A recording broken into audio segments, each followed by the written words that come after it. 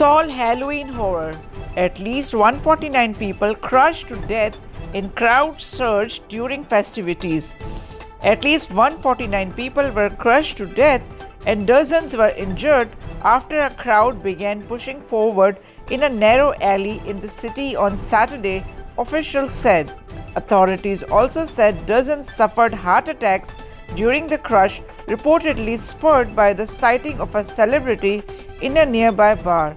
At least 149 people, mostly teenagers and young adults in their 20s, were killed in a crush when a huge crowd celebrating Halloween surged into an alley in a nightlife area of the South Korean capital, Seoul, on Saturday night, emergency officials said.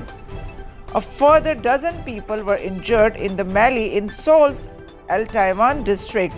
Choi Sang-bam, head of the Yongsan fire station, said in a briefing at the scene. 19 of the injured were in serious conditions and receiving emergency treatment, the officials said, adding the death toll could rise. It was the first Halloween event in Seoul in 3 years after the country lifted COVID-19 restrictions and social distancing. Many of the party goers were wearing masks and Halloween costumes. Some witnesses described the crowd becoming increasingly unruly and agitated as the evening deepened.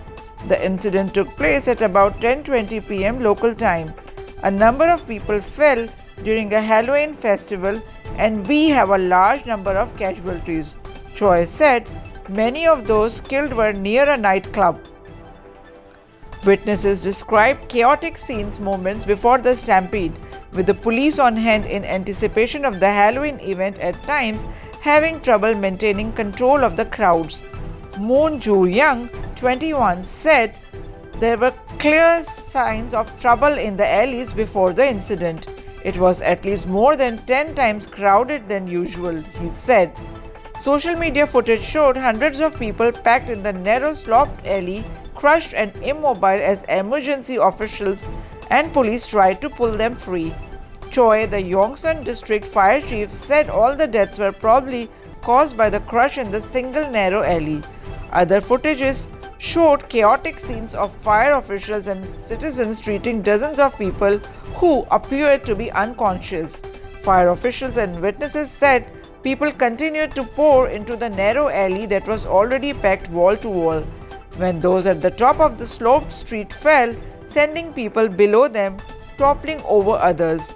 An unnamed woman who said she was the mother of a survivor said her daughter and others were trapped for more than an hour before being pulled from the crush of the people in the alley. A Reuters witness said a makeshift morgue was set up in a building near the scene.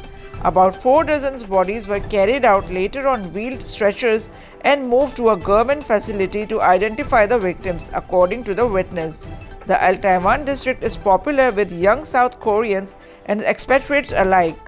It dozens of bars and restaurants packed on Saturday for Halloween after businesses had suffered a sharp decline over 3 years of the pandemic. You would see big crowds at Christmas and fireworks, but this was several tenfolds bigger than any of that, Park Jung-hoon, 21, told Reuters from the scene. 2 foreigners were among the dead and others were transferred to nearby hospitals. US President Joe Biden and his wife sent their condolences and wrote, "We grieve with the people of the Republic of Korea and send our best wishes for a quick recovery to all those who were injured."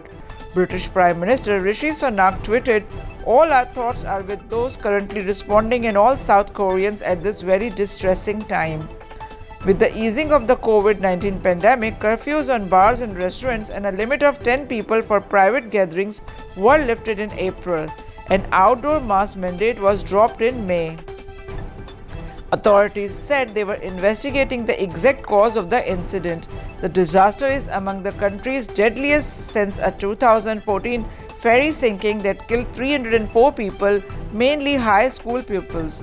The sinking of the Seoul and criticism of the official response sent shockwaves across South Korea and prompted widespread soul-searching over safety measures in the country that are likely to be renewed in the wake of Saturday's crush. President Yoon Suk-yeol presided over an emergency meeting with senior aides and ordered a task force to be set up to secure resources to treat the injured and to launch a thorough investigation into the cause of the disaster. For different news, please subscribe iNews 365 and click on all notification bell to get every news instantly to get yourself updated.